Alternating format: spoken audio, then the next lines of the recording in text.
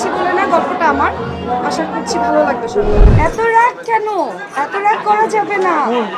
বেশি রাগ করলে ঝামেলা। এত বড় একটা প্রোগ্রাম অর্গানাইজ করে যদি রাগ করেন হবে। আমি কিছুদিন আগে ওমরা থেকে এসেছি এবং আমার এখানে আসার পিছনে শুধুমাত্র কারণ হচ্ছে আমার মেকআপ আর্টিস্ট ভাইয়েরা।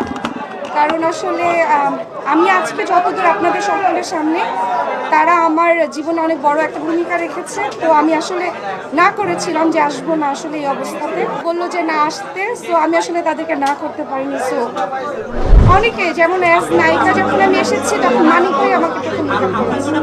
অনেকে, এখন একজনের নাম নেওয়া যাবে না আসলে।